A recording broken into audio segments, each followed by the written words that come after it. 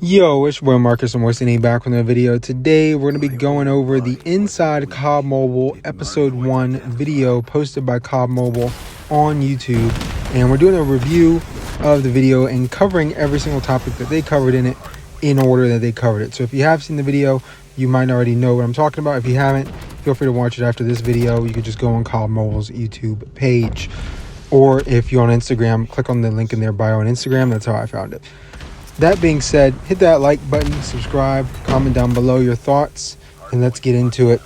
So in this video, they covered an array of topics with Tiff. I think her name is Spider Tiff. I don't know who she is or what she does, but she's doing the interviewing. iFerg, who joins in about halfway through, and Jeff Jeff G. We'll just call him Jeff G. And he's like the head of COD Mobile. That was literally the title they said in the video, head of COD Mobile. I don't know how you get to that title, but I good on him, I guess. So that's who they're interviewing, and he's the one answering most of the questions, right? Because it's kind of hard to get this guy, I guess, in a studio where you can talk to him. So what does the head of COD Mobile do? That's the very first question they ask him. That's pretty reasonable, because I'm wondering that too, because I'm like, the USS-9 didn't get nerfed for over a year, so what are we doing? You know what I mean? Like a real nerf, you know what I mean? Like they tried to nerf it and they didn't do anything. But what does the head do? Like he's got to be doing something, right? Basically, we got like a PR answer for make money and not care. Basically, that's what I got from it. I don't know. He said like he has meetings with like leadership of other groups, and they get together and they talk about the game and whatnot. I don't know, man.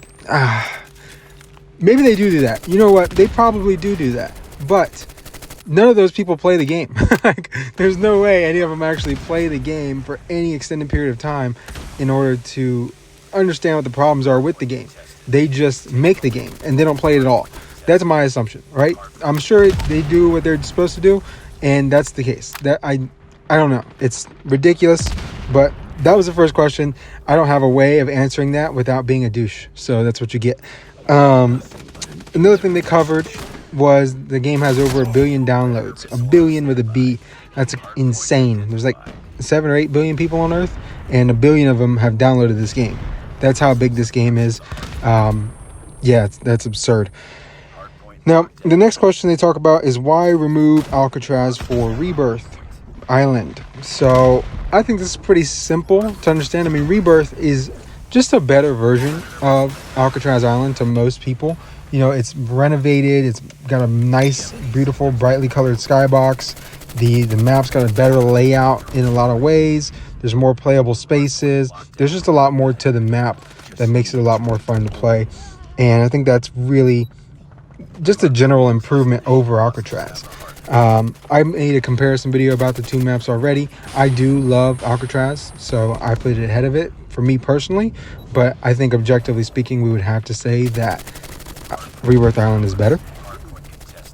The next thing they covered was the Boys collab, Homelander, and a new Manta Ray skin. So the Boys collab is coming soon, I guess. I don't know. It's kind of whatever for me. I'm not buying it. So, you know, if you are interested in having Homelander in COD Mobile, that's good on you. They did that collab on consoles, so to me, it's not like something new and fresh. I've already seen it before, and it's kind of whatever. You know what I mean? I don't care at this point. I have watched like the first 2 seasons of The Boys, so I'm familiar with the show.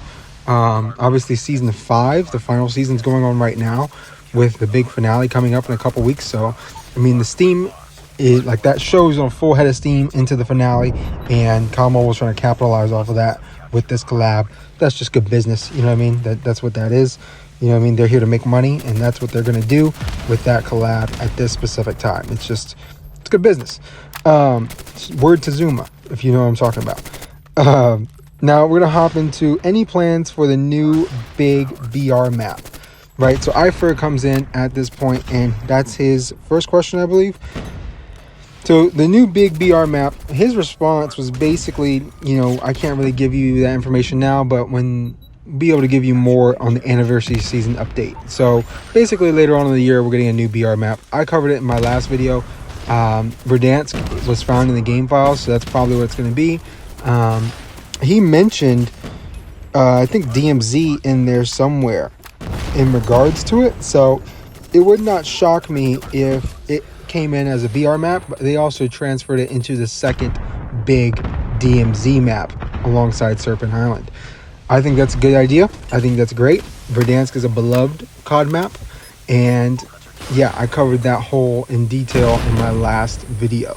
So no reason for me to really dive too deep into that, but that is a very big thing to be happening in COD Mobile, getting that map back.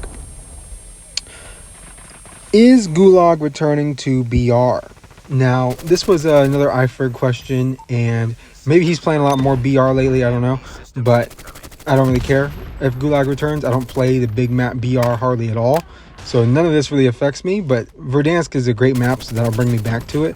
I don't really...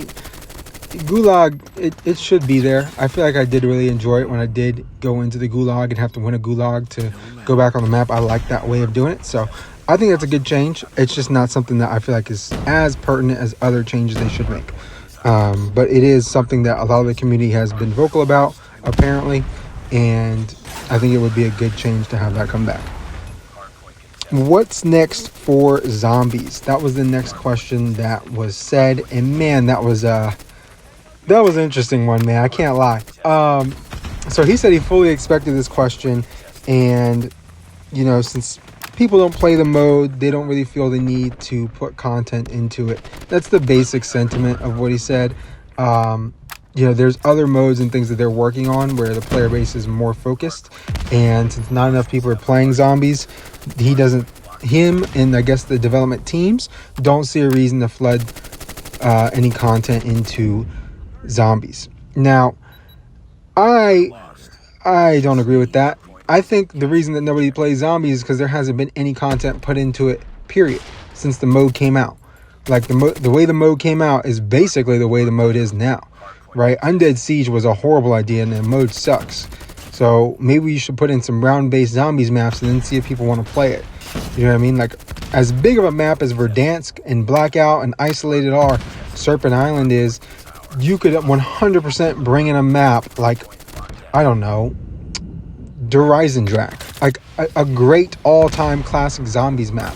Origins, which is a huge map, but man, that would be amazing. You know what I mean? Or for me, just for me, you know, put in zombies in Spaceland. That's just me. You know what I mean? If you know ball, then you know ball. But yeah, basically, since they said that if nobody plays the mode, they're not going to put any content in.